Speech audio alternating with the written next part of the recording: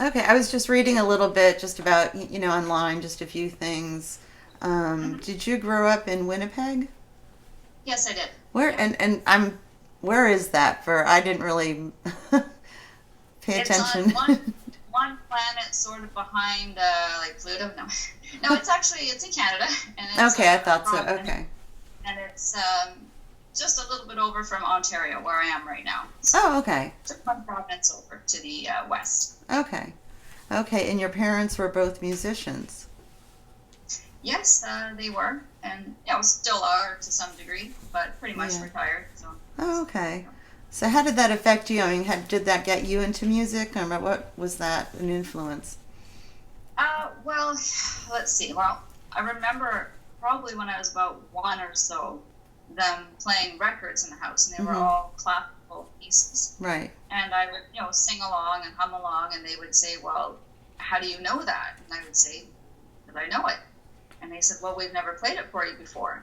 And I said, "Well, sure you have." And they said, "No." So I Mm-hmm. think what happened was because my mom was pregnant with me, still performing while she was pregnant, and she played Oh. the horn. So the bell of the horn was resting right on her stomach. Oh my. And Right. Yeah. I do say that the developing fetus's ears, later in the pregnancy, they actually do hear. They hear the mother's voice, and I'm Yes. pretty sure I heard that music, and that's how it started, right from Right from before you were born. Right. before Right. Cleveland, You're yeah. And listening. I really loved the music, and I found it hard not to sing along, hum along, and I wanted to imitate all the instruments and, of course, voices when voices came. But they didn't really listen to any vocal type music. They weren't into rock and all that. Right. But I would catch the radio sometimes, and I would sing along to those songs. And then my mom saw that I was really into it, Right. so she started bringing Right. records home Right. to me that were a little more mainstream as opposed to classical. And it was like it would be something new to gobble up, a new challenge, and I would learn every lyric, every phrase. And I was, like 5 years old or something, and I remember analyzing every single little thing the singers were doing, whether it was their tonal quality, the vibrato, the phrasing, the harmonies. I was really drawn to harmonies, and I've just never stopped. I've always been kind of obsessed. Oh, So okay. that's how yeah, I never stopped. So explain. Okay, so from that point out, explain your journey then to where you are now in your band and. Yeah, sure. Well, as I said, I would gobble up these records, and once I figured that I memorized everything and was able to sing everything inside out, upside down, go on to the next one. And then it became more like, okay, well, it was like I said, conquering things. And I Mm-hmm. thought, well, what's next now? I had to keep challenging myself, so I would Right. go to different genres.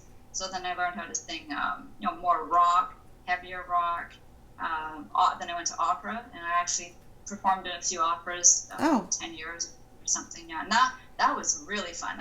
That's a whole different ball game because you're also acting, and sometimes Oh, even okay. sort of doing a little bit of dance, but also the languages you had to learn: Latin, French, Oh, in right. some Of cases course. German. Yeah. So I was always into those challenges. Just okay, give me more, more, more, more. What's next? What can I conquer next? And I could never seem to get enough. So I did that, and then but I had terrible stage fright. I didn't want to sing in front of anybody until I was in my 30s, I think. Oh, okay. So it took a really long time for me to get that confidence to go out and seek out a band. So I thought, well, I'm too chicken to be a lead singer, so I'll just be a backup singer. So I looked up, backup singers for Mm-hmm. hire, and I did that. I was a backup singer in these bands, and then the singers in the band would say, "Oh, no, no, no, you're not a backup singer. Don't be ridiculous. You're a Mm-hmm. lead singer." And no, no, no, no, no. I want to hide, And they said, "No, no, no, no more hiding. You got to start Okay. getting out there." And they would like kick my butt, like, "Come on, come on, Right. Right. get out there." So then they would start doing duets with me, the lead singer. We would do Okay. a trade off, Okay. and that'd be really exciting. I really liked that.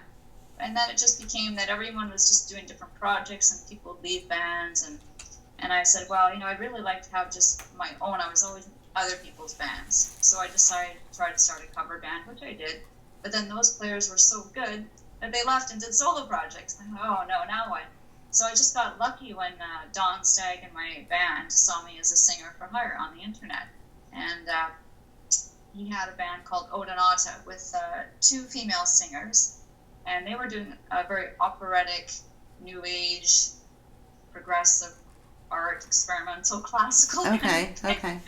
And I thought, well, that's different, And he emailed me saying, we're doing something quite different, quite fresh. And I thought, oh, I've heard that before. Every band Right. says, oh yeah, we're doing something new. Right. But when he sent me the MP3s, I thought, wow, yeah, he's not joking. I said, I like this guy. I like this music, and I want to know more. So they had me come and audition one afternoon.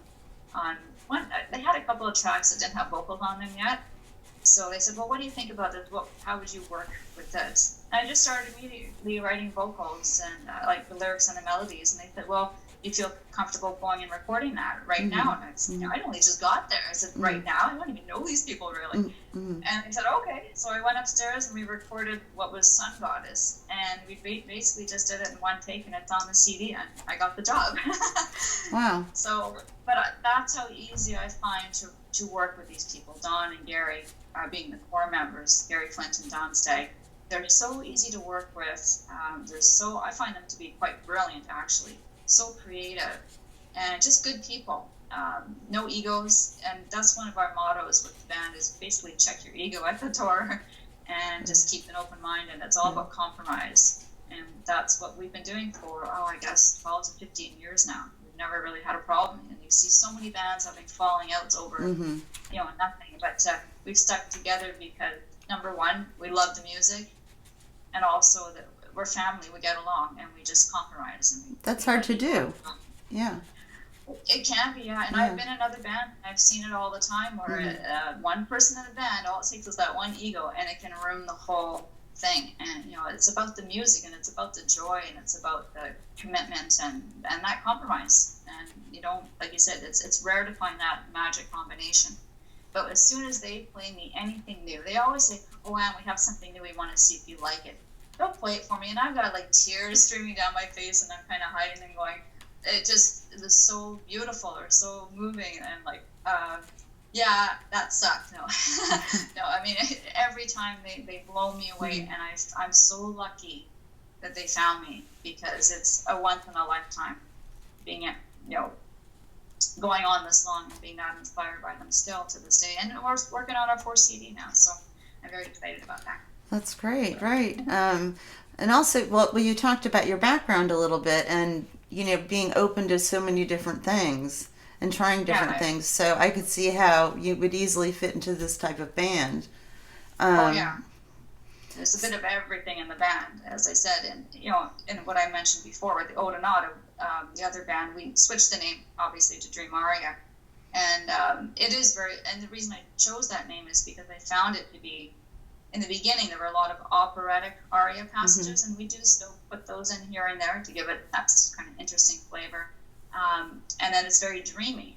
A lot of it's very fantasy, like very dreamy, very mystical, very much like theatrical and soundtrack music as well. So it seemed like Dream Aria fit the bill, and it still does, but we've evolved, and from CD to CD, we've become a little bit, I guess, harder edged. Some more of the edgy songs have a bit of that pop flavor in there.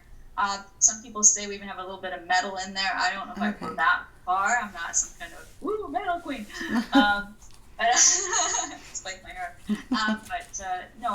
But we keep evolving and adding all these different flavors and genres, and we're not really doing it on purpose. We're just doing it because when we're together, we get excited, we get creative, and we're just in the moment. So whatever comes out in that moment is what is built upon and comes out on the CD. And so that's great, and if they don't, we understand. We're pretty eclectic. We're pretty out there. So that's kind of like the philosophy of your band, It's in the moment, right from the heart. Nothing's contrived.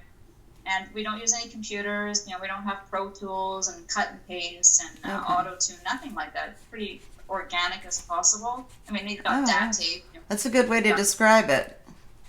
Yeah, very organic, and just like I said, we try to keep it real, and it's in the moment. And we literally write within minutes some of these songs. A lot of my favorite songs actually came so fast. Just like they just played one little keyboard line, and all of a sudden I had a whole song title in my head. I was writing passages. I had all kinds of harmonies going through my head, and this is how we work. So they said, okay. I said, give me the mic before you forget. So I'll go up to the mic, we'll record it, and we'll say, okay, that's the ghost track, that's our guideline. Okay, let me finish the lyrics. A few minutes later, I'm finished the lyrics. Okay, now let's record it. Wow. It's done. It's done.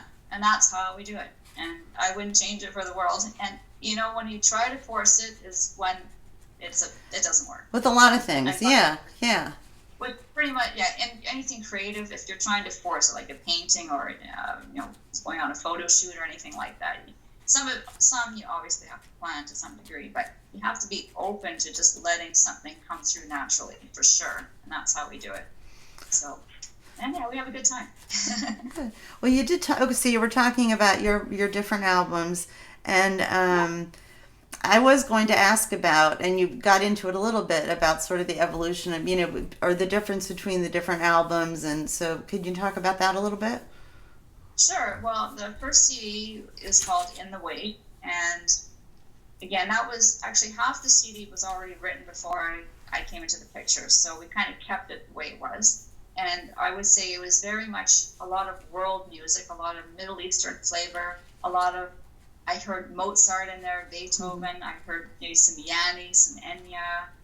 Not that they were, thinking about those bands and trying to steal ideas, it was just those flavors were in there. And it was like this magical quilt of all these different flavors that just made it feel like it was some kind of fantastical journey that it called to actually, closing your eyes and listening to in the dark with the headphones and just letting it sort of envelop you and take you away.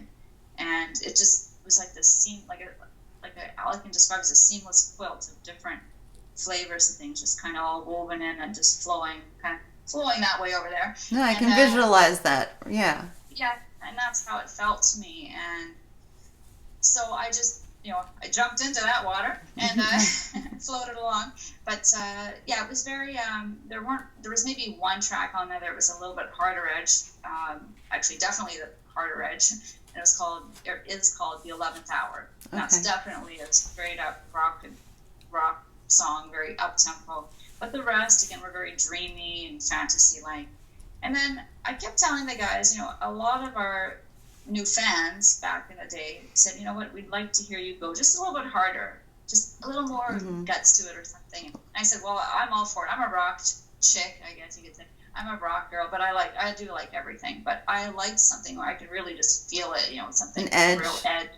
Yeah, like I love Alice in Chains and Scorpions and Big Rack and Judas Priest, just like the rest of teenage years, right? So, and they would say, oh no, we have a particular style. We don't want to scare the fans off and all that. And I said, no, we're allowed to evolve. We're allowed to build upon what we've done so far. So I kind of slowly convinced them to experiment just a little bit more. And then they were the same with me. They convinced me to experiment in a different way a little bit more. Okay. But as I said, this about the compromise and just letting the creativity come. So there was some forethought with the next CD, but we didn't want to push it too much because, like I said, our motto is creating in the moment and not being like there's any deadlines or pressure to do a certain type of music or do it in a certain amount of time. But it did, in fact, for the next CD called Transcend, it did get a little bit harder, and as far as that sort of edge, but still, all the dreamy stuff was the undercurrent of it, I would say. Okay. And then, actually, that CD, I was pregnant for the whole one, so that was an experience. I'll never forget that. I mean, completely pregnant and recording a whole entire CD. That has a special significance, right? Yeah. And that's why I always say, every time I talk about that CD, the first thing that goes through my mind is, oh, my daughter, she was in there kicking me, boom, boom, boom. And I think she liked the music. I don't know. But and what really meant even more to me about that CD is that I was there from the beginning to end of it. I didn't come in halfway through, and I was able to be 100% contributing to the whole CD in every sense. And, with the writing and recording and all that. So I was really ecstatic about that. I felt like more that was my CD with my band for the first time. Yes. In a way. That was really nice. And there was a lot more Middle Eastern flavor than even the first CD. And I love that Middle Eastern vibe. So I find it very sort of sexy and mystical. And I'm very drawn to Egypt anyway and sort of Middle Eastern styles of makeup and dress and jewelry and all that. So that was fine with me. And so then, and it was very well received, actually. Our second CD, a lot of people called it, I mean, even some of these prog, um, people that have been in the business a really long time said, "Oh, it's a masterpiece." And I'm like, "Oh, really? Seriously?" And it was so well received, and we were so happy. That's fabulous. And we were in magazines all over the world. People even put our songs in some of the if there's a magazine that had a little CD compilation in with it, we got on those, and we got a Classic Rock Society magazine, which was had something to do with, I think, Rick Wakeman from Yes, and so there's a lot of amazing things that happened with that CD, and we were very proud and very happy that, I mean, because we just loved doing it, but for it to be so well received and respected and throughout the world, was really rewarding on so many levels. Do you think that was the real takeoff point? What's that, sorry? Do you think that was the real takeoff point then with that album? So the first CD was, in a sense, that it was so different, and people were like, "What is that?" Yeah. And then they were waiting to see what we would do next, and then that was more like, "Oh yeah, now we get it. Now we see what they're doing, and wow, that's solid and that's cool." And we were very proud, and definitely made, like you said, more of a mark at that point, more globally and more with, as I said, the sort of higher ups, not the higher ups, but I guess the more esteemed music reviewers and critics, musicians. right? Yeah, so that was really nice, and so it just made us want to do even more, of course. So we went to the next CD, and I said, "Okay, let's go even harder this time. Come on, why not? What do we got to lose? Let's push a little more." And so we did, and people liked it even more. And I thought, well, wow. So we always gained new fans along the way. And the third CD was actually a concept CD. We hadn't done that before, so that was kind of fun. It's called Fallen Angel, which is not about some scary black angel or whatever. And I'm not religious per se, I'm spiritual, but I've always felt like I have angels around me, and my daughter were always drawing angels and collecting them. So I thought, well, I just feel that kind of vibe and angelic realm kind of thing. Well, the energy about that, right? Yeah. Yeah. So I thought, well, when they start playing me the new songs, and I'm thinking, oh, this one's really special. This one, what is this one called? This one's called Fallen Angel. So I wrote it down, and I started writing the lyrics, and it became a story, and then it became that the whole album was that story. Okay. And so the story that I just had in my head, a lot of it I can personally relate to, and I have a lot of people around me that are going through these things as well. So I always take information in that I know well and see around me. I don't just look on TV and try to get an idea and write about it. It has to be something that I know within here, and that I've seen it very close around me, experienced by close people, close friends and family. So what I saw was a lot of these very angelic people in my life, very, very special, very sensitive, very sweet, that were just really downtrodden. It seemed like the nicer person you were being, the meaner people wanted to be, like, or the worse experiences they were having out there, in either the dating world or in work or just in life, and you could see that they were trying so hard to still be that nice person and be strong, but yet soft and sensitive still, but they just got beaten down more and more and more. And I would see this, and myself included, it seemed to be happening. I thought, what is going on here? It seems like the nice people are just getting, kicked in the head. And I thought, this doesn't make sense to me. And so each song became one of those experiences that either myself or one of these people was having. So basically I decided to say, well, okay, here's this angel. I feel like some of these people are like an angel that, God sent down to earth to do some kind of goodwill. And here she is down here, packs her wings. So she doesn't have the sort of mystical thing going on anymore. Now she's in human form, so she doesn't have any kind of powers or anything. And she's going around just trying to spread goodwill, whether it be on the street, give the homeless guy some change, or doing just whatever it is she's doing. Sorry, excuse me 1 second. Let me check something. Sorry, I had to check something. I thought I saw some weird, scary-looking cloud there. I thought, oh, okay. We've had some very strange weather lately. Oh, wow, okay. Yeah, actually quite spectacular.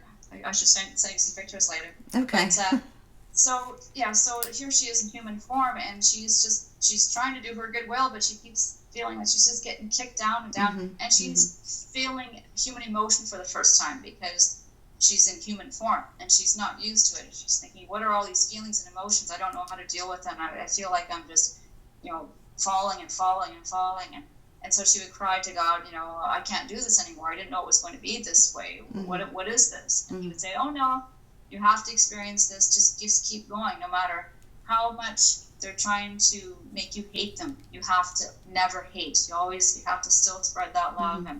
and just that unconditional love, basically. And so she goes along and just keeps her strength up, and again, there's just the different experiences that I guess she has. There's really one main character, and she's the one main character. And in the end, she does rise above it. It's painful. She gets through it, and she's allowed to sort of fly away later.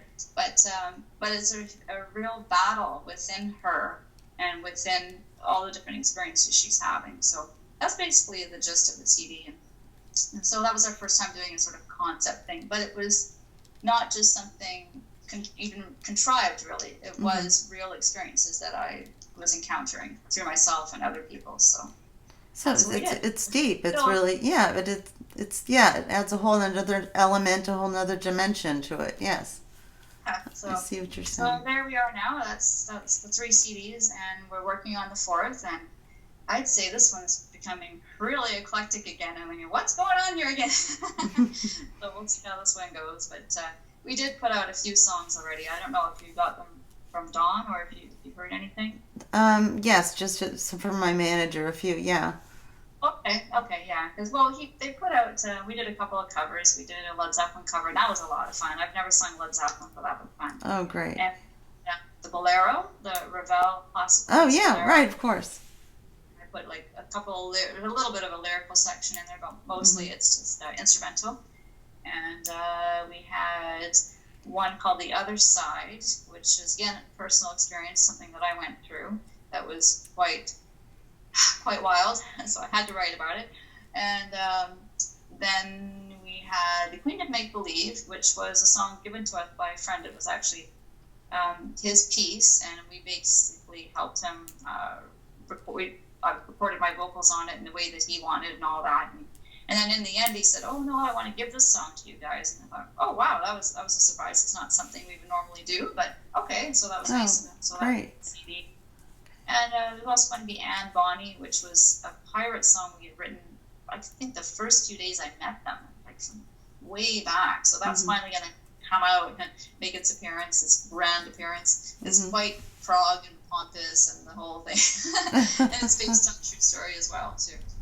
So I think that's where, and we have one other song that's just starting, so I don't even know what it's called or anything yet. I just heard a little bit of a snippet of Gary, our drummer, playing the guitar, strumming the guitar. Well, that sounds cool, so hopefully he's going to call me and say, "Come in, we're working on it."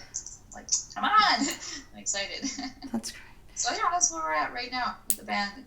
And you have a new video coming out.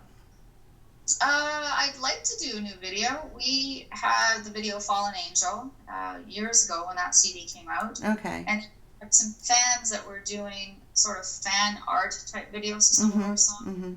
See Heart, I think they also did a Fallen Angel one, and a couple other things I think they did. And then we have the live videos that are quite old, some live performances. Okay. Yeah, I definitely want to do a new video. Right. So good. I have no idea of which song I would like it to be, but I haven't talked to the band about it yet. So they may have a whole different idea. So we'll have to get together and do a band meeting and all that. So yeah, so we'll see. Okay. Tell me a little bit more. We've talked about the band members and how you get along and a lot of that. But can you tell me more individually about the band members? Sure, yeah. Well, I first met Don, so I'll start with Don. And Don has always been a musician, mainly keyboard player. He's got like 3 keyboards. It's Karma and all these chord Karma and all the, we call him the mad scientist on his keyboards. He looks like sort of Keith Emerson almost. Rest in peace. But he was playing keyboards, and then he got married and had a family. So he basically quit music 100% for 15 years. Like nothing, which is, I can't even imagine it, because I can't go like a couple of days without music myself. So that's total dedication to family, if I've ever seen it, which is great. It's fantastic. But once they sort of grew up and were moving out of the nest, so to speak, he got the bug back and he dusted off the keyboard and he just started writing like crazy.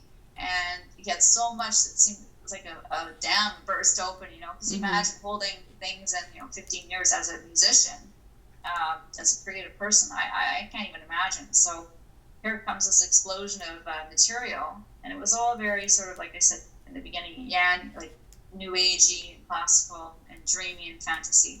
And then he decided to call up Gary Flint to help him add some sort of drum beats or maybe some bass, some arrangements. So they did that, and that's when they called me in.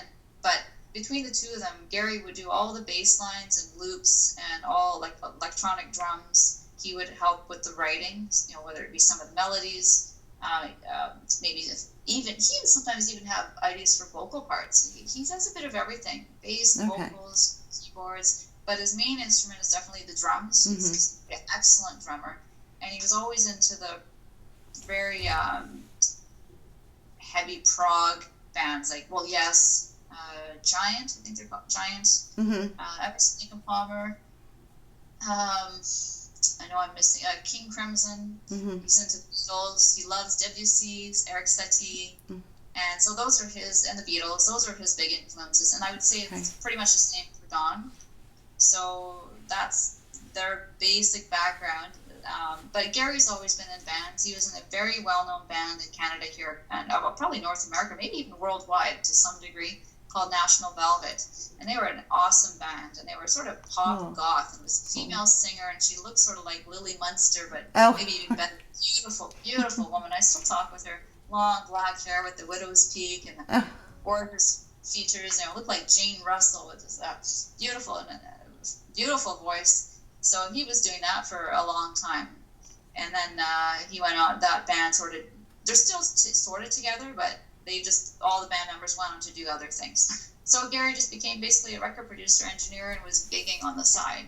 So that's his basic background. But I would call him a genius or some kind of chef. He's like the guy that's got all different ingredients, and he just puts it together, and he can just mix it just so perfect and bake that perfect cake and make everything that we come up with sound amazing. It's just without him we would be nowhere. Put it that way. Without Gary, nowhere. And Don is, as we call him, the mad scientist, genius keyboard guy, where he comes up with all these cool melodies. And so that's them. And Don was also in bands as well.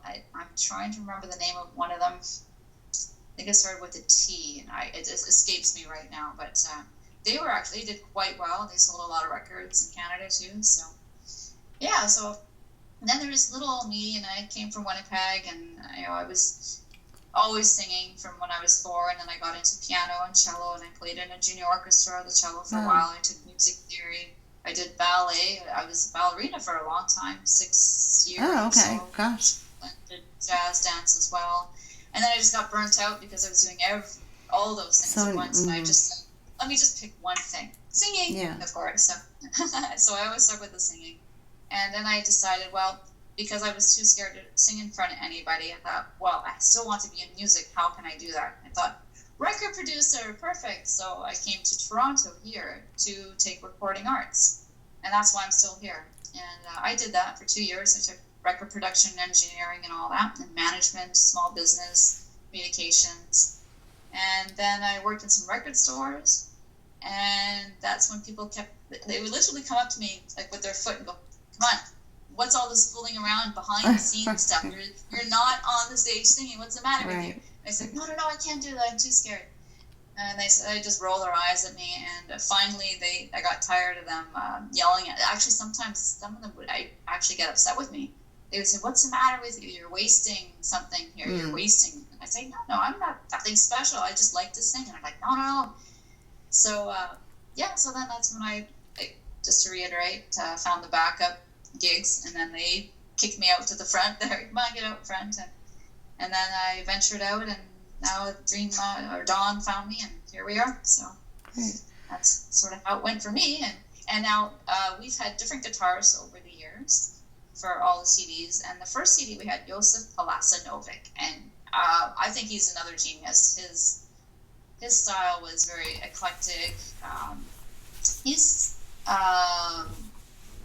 he's from Serbia, so he Oh, okay. also brought to the table an interesting vocal style. It Yeah. was almost Yeah. very Middle Eastern, and Okay. he would throw in some of that stuff on the first CD, and he brought some little South American flutes, and he would play those. But mainly, he just had all kinds of fantastic, beautiful riffs, so creative on the guitar on our first CD.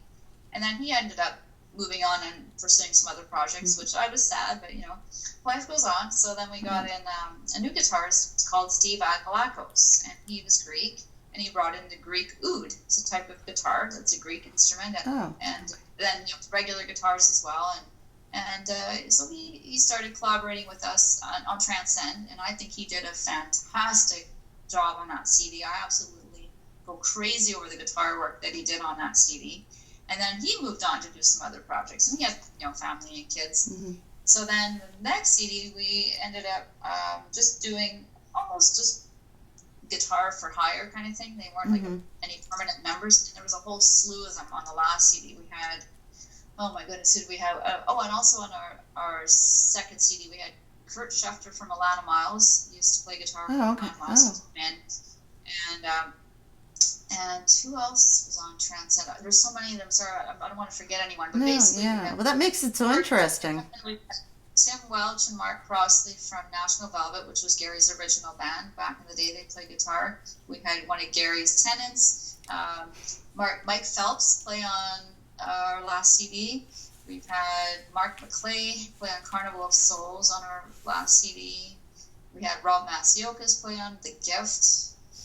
So, let's see, am I missing anyone? Anyway, so now our new guitarist, who's just incredible, I call him the kid because he's like maybe in his early 20s. I don't want to say ages, but we're like the old geezers compared to him. And he's also a very good singer and very good writer and excellent violinist. So he brings all this to the table now. He's been with us for a couple of years now. He's fantastic. So now he gets to, for the first time, write and record with us. So he's excited that he actually... So this is sort of like his first CD with us. Now he's getting to experience what I did with the other CD. Right, he gets to be full on in and a full part of it. So that's exciting for him. And he's just a great guy. He's just so easy to work with and just a real friendly guy. No ego and all that stuff. So he's stayed, and hopefully he's going to stay for as long as we're together, because we don't want him to move on and go, I've got 5 other projects, see ya. And it'll be pretty sad. But that's where we are right now. And on the new CD, we might get a couple of guest guitars as well, because it seems like that's what we do. But it'll mostly be Andrew Brasowski is his last name. So, yeah, so then we had a couple of bass players along the way, too. We had Lonnie Glass play on In the Wake, our first CD on Compassion. And then we had John Castleman play all on Transcend. And he can sing as well, and he also played a bit of guitar. He also wrote the song The Gift on our second CD. So he's another person that's good at sort of a bit of everything. Mm-hmm. But he is another person that said, I'm off to pursue some more stuff. So he didn't remain in the band, but we're still friends with him. We also had another guitarist, I forgot, Ross Stewart, who's an excellent guitarist, excellent performer. He's so funny. But again, going off to do my own projects. Mm-hmm. Oh my gosh. Mm-hmm. So cross our fingers, Andrew's staying. So we just had, this crazy luck with guitars. It felt like we're in Spinal Tap or something, where, usually the drummers are always disappearing. That's a good way to describe it. It's always guitars like, where'd he go? Come back. What do your shows like? What is the audience like? What does it feel like? Tell me about it.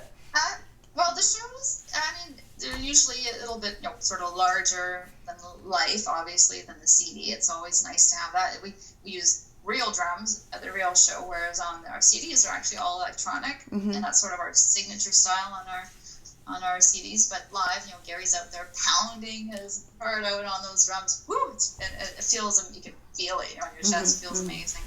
And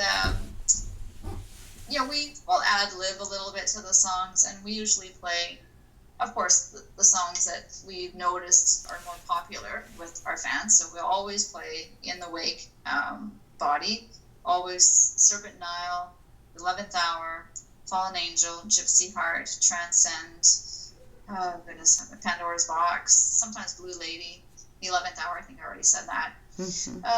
Tigress, so The Rhythm of Now, and Transcend, and there's probably a couple others that I'm not thinking off the top of my head. Flower Duet.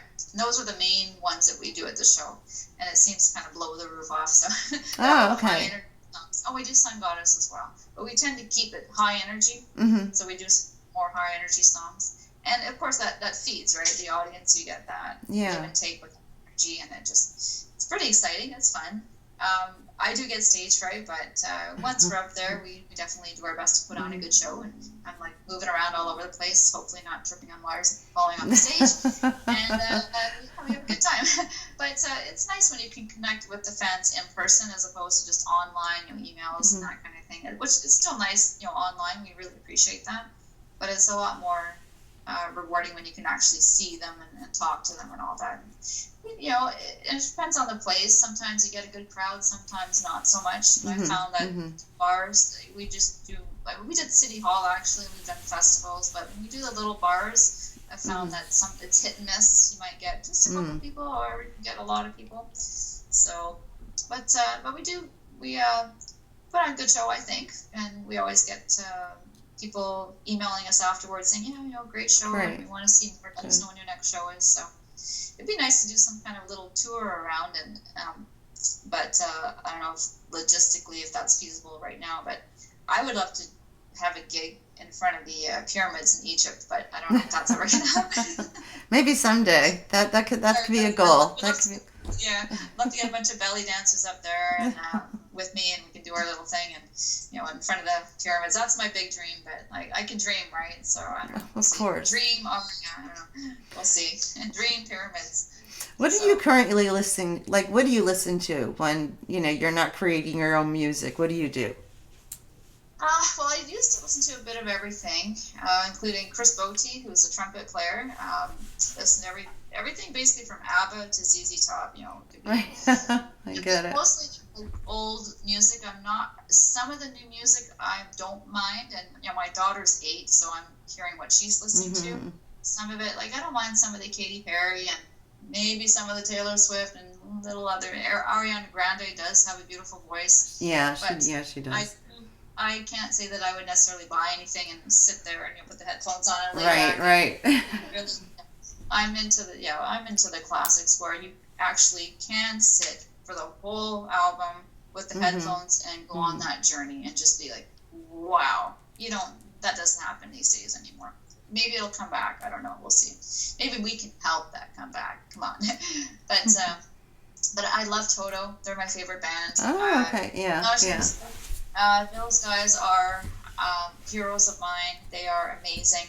All of them are phenomenal musicians and phenomenal singers, and they taught me so much how to sing just by me listening to them over the years. And also ABBA. ABBA was my first main vocal influence, just what they could do with their voices and the harmonies, and that has never left me. That was my foundation. It was definitely ABBA, and that's interesting. Would be Toto and like Scorpions, and I always wanted to raise the bar up to what Toto's singers could do. I mean, they could do anything with their voices, and also the girls in ABBA. That's my standard. That's where I always aim for. Nothing less. I don't want to do anything less. I mean, I like to sing along with AC/DC or whatever with the best of them, and some of the bubblegum stuff. But no, I like the challenge, and my bar is Toto and ABBA and Yes. Old Genesis, that sort of Peter, that sort of thing. So, but mostly like these days, because I met Toto last summer and I'm still on that high, like, actually met them. Wow. That I'm listening to them more and more again. I've sort of gone back to all the really old stuff, and all day today, yesterday, the day before, I'm walking down the street, listening to all this old Toto going, yeah, it still sounds good, and there's nothing like it. Nobody sounded like them, and the music is still timeless, and I just still love listening to it. So that's what I've been listening to, basically. Well, it is timeless, and actually recently it was on television that ABBA's music creates the most happy feelings when people listen to it. Yes. Yeah. So for sure. Yeah, that's true. It's true. It's all good. But it'd be nice to hear some new artists doing something really incredible and amazing and different again. Like, when Queen first came out, or Prince, or David Bowie. And I know I sort of alluded to what's going on recently. And I think those people were, obviously legends and icons, and speaking of raising the bar. And I really hope that there's going to be a whole new batch of artists coming like that. And I'm hoping that the ones upstairs are going to influence the ones down here. Right. Maybe and put something out there into the ether, into the consciousness or something, and that we're going to get a fresh batch. And hopefully those guys up there are going to have something to do with it. So that's how I try to look at it. Maybe I'm a bit of a dreamer, but... No, and your band will have a place in it, yeah. Pardon? Your band will have a place in that.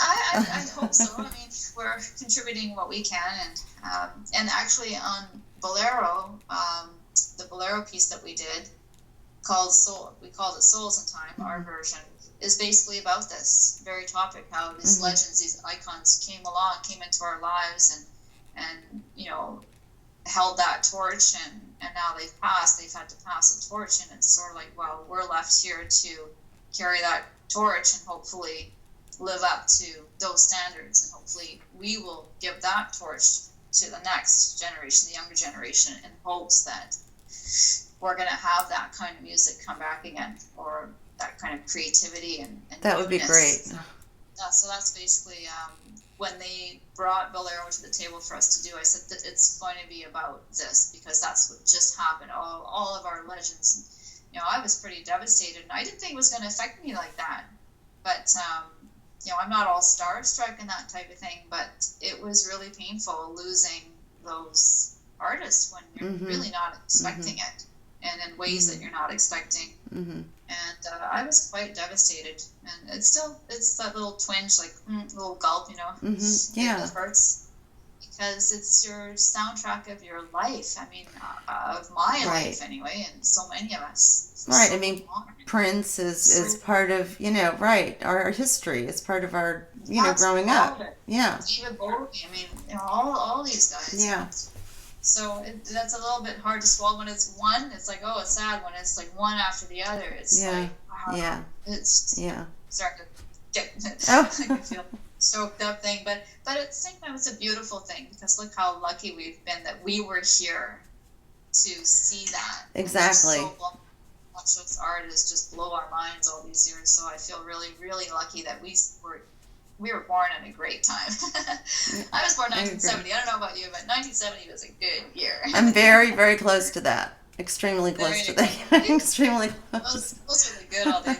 We could walk around outside by ourselves till, after the sun went down. Exactly, right. Okay. Those were the good old days. But yeah. So. Is there anything else? This interview is coming to a close, sort of. We've talked about some great stuff. Is there anything else that you want to bring up or talk about, or just anything else you want to throw out there to the audience? Actually, what we were just talking about is something really important to me. I just hope that any of the new artists up and coming do try to raise that bar. Come on, let's get past, I don't want to name names, but there are certain artists out there that are getting an awful lot of attention that maybe we shouldn't be giving them that attention. I'm not going to name names. But I really like any of those young people out there, if they could please just listen to the old stuff, listen to what their parents and their parents, and go back in time, and just give it a chance. Listen to all the legends and take it all in, and try to play it. See, I challenge them. I challenge these people, these kids today. Try to even play one song of one of those legends, whether it's Bowie or John Lennon or Prince or whomever, but go back in time. Of course, always look to the future. I'm not saying live in the past. Right, but no, I completely agree. I get it, yeah.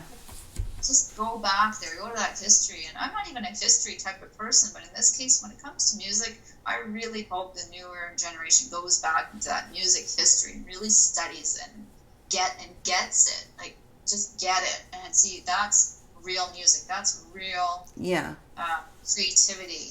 And just go for it. Go for something new. Try something new. And, like I said, carry that torch. And my other thing that I always tell people, if they're asking for, if they're asking for advice, they're not always, obviously, but is to just do it from the heart, do what you love and just dedicate yourself and persist, because if you're not doing what you love, you can become quite unhappy and unfulfilled. And a lot of people tell themselves no to music because they think music's not going to pay the bills. Music's not, real life. So many people try to put in their heads, a lot of times it's the parents, right? Or the girlfriend or the spouse saying, no, please don't listen to that. You've got to do what is good for the soul and good for you. And you might have your day job still, so what? But don't ever say, oh, music's no good. It's not good for you. Or music opens the brain. Music helps with math and science and language. Yes. And emotion, developmental, emotional intelligence. I just saw the other day a woman was so upset about how she saw a little girl singing on YouTube, how horrible her parents must be to let her sing and do music, and how this poor girl needs a real education and all that. I thought, are you kidding me? There are very highly educated musicians out there. Definitely. Right. I mean, look at me, for just for me as tongue-tied as an example. I took music theory, piano lessons, cello. I was in an orchestra. I string quartet. I took recording arts. Like, it's it's not simple. It doesn't mean that you're undereducated. I find that in some ways as a higher education. If you look at it that way, the arts are a higher education. So that's all I'm saying. There's my little rant. No, that's great. I understand what you're saying. Yeah. Yeah. So that's what I just wanted to get out there. But also, if people are interested in hearing us, of course, they can find us on Facebook. We're Dream Aria on Facebook, and we always answer if people message us saying, "Oh, we can't find your music," or "We want to know more about your shows," or what have you. We always answer, and we always keep that page very up to date with whether it's music or anything like that. So they can always find us on Facebook. They can find our music on iTunes and on Reverb Nation. That's linked to Facebook. Or they could just Google Dream Aria and say, Who are these people? Just Google us. You'll find us. Don't afraid to reach out to us, because we always get back to you out there. So that's we great. Always appreciate it. So no, that's a personal. That's good. That's good. Yeah. Well, thank you. Well, thank you. This was great. I really appreciate it. On behalf of the whole band, I appreciate it. Oh, we yes. Appreciate it. Right. And it's nice to finally connect. Like I said, I had so many technical difficulties. Oh, well, things come up. It seems to work. So, knock on wood. Let me knock on some wood here. There you go.